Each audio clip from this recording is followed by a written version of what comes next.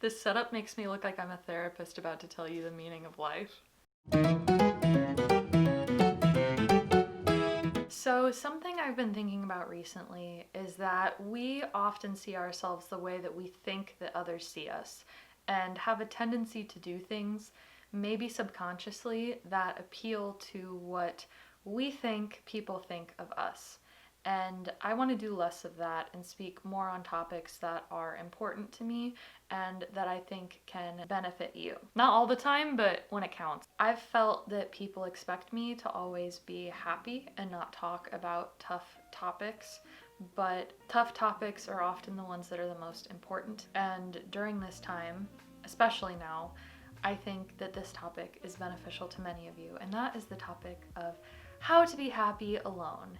And if there is any topic that I know I can speak on, this is the one, being an only child and having had no friends until I was 14. It seems likely that we're going to be experiencing this type of quarantined lifestyle for a little longer, and I wanted to switch my mindset from hating it to finding out ways that I can embrace it. And even the mindset shift from I'm alone to I have the temporary gift of solitude has been super beneficial. I understand that not everyone is quarantining alone, but I think many of us have the opportunity for solitude a lot more than we did in the past. And with all this uncertainty in the world, one thing we can control always is ourselves.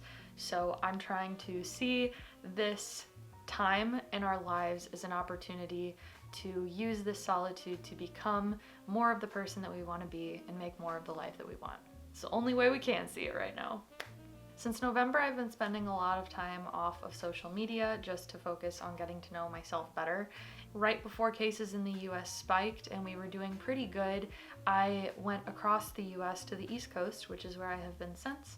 I was going to post a video about that, but the timing was wrong. So when I return after things are not so bad, I will post a video about that. At first, my solitude was unconscious. I found myself less on social media and going into nature and thinking and writing and creating art and creating music more. And now it's more conscious.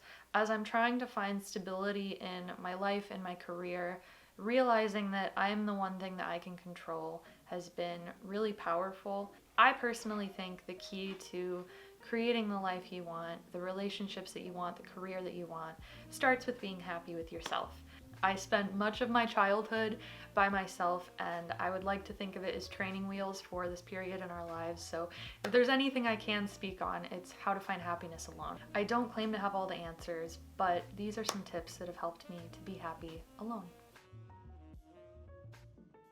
Learn new skills that you are even a little bit curious about.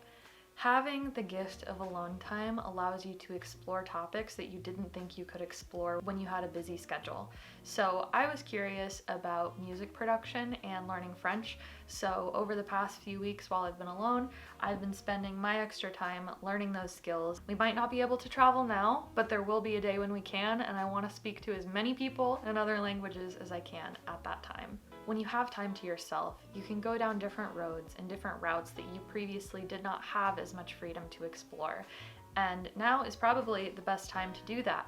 So if there's any skill that you wanted to learn more about, even just pick up a book on that skill, or take one cheap class on it, or watch YouTube videos about that skill. Start exploring things that you might possibly be curious about, because maybe that turns into something that you're actually really talented in. The next one is step back from social media, and especially as me being the person saying that, I see the irony in it, don't worry. I'm not the first person to say this, but social media shows other people's highlights, and when you are constantly looking at the best parts of other people's lives, it encourages people to see their own lives as inadequate and feel that they need to stack up in order to meet that level. The reality is, no one's life is perfect, no matter how amazing they seem. Everyone has difficulties, and you are not less than because of yours. And even if you don't take a total break from social media, it's so beneficial to not check social media for the first hour that you're awake. Because when Instagram or Facebook or TikTok is the first thing you check upon waking up, it wires our brain with dopamine, and we want to keep getting rewarded and keep getting a response. And that's what creates our addiction to social social media.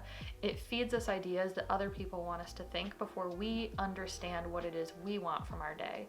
So taking a break from social media, especially at the beginning of the day, has helped me clear up what are my real priorities and goals for each day. Number 3, daily meditation and exercise. I have preached about this before, but daily meditation and exercise is so beneficial. I use the Headspace app for meditation, and it is guided meditation. For me, it has helped me to pay closer attention to my body and how I'm feeling and understand and process emotions, both negative and positive.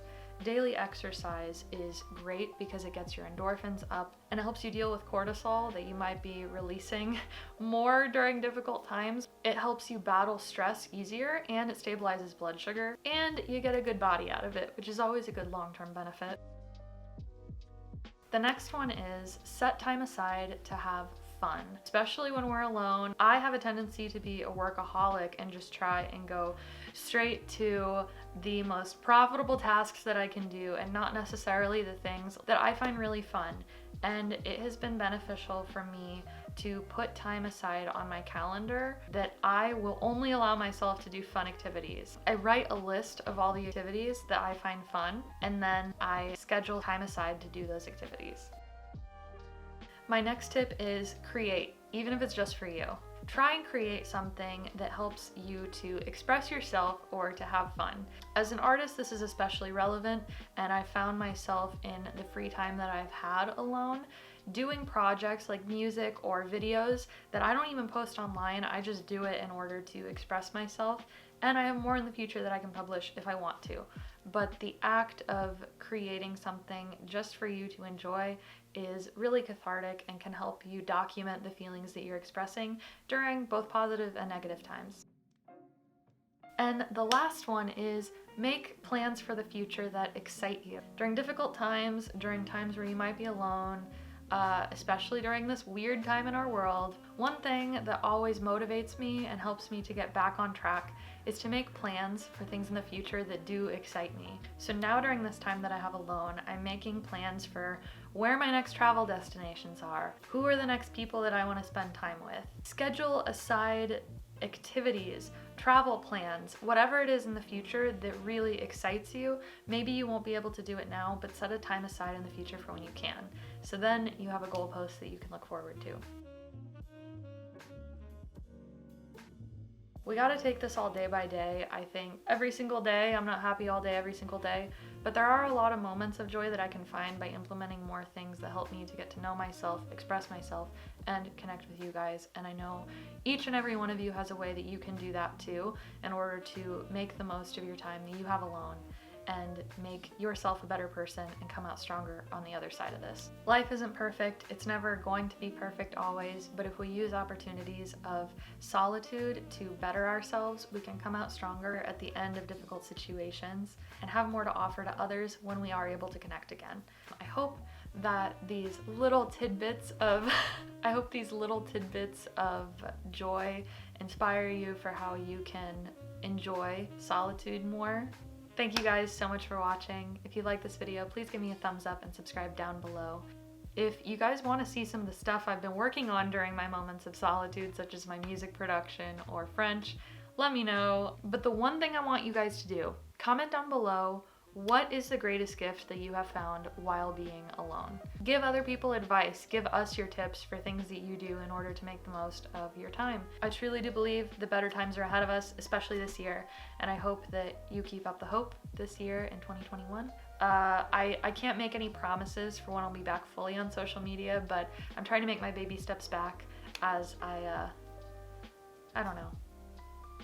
But I'm trying to make my baby steps back. So the irony of this video actually is that I got all cute to meet up with some people on Zoom. So not fully alone, but still making the most. Thank you guys so much for watching, and I'll see you again soon. Bye.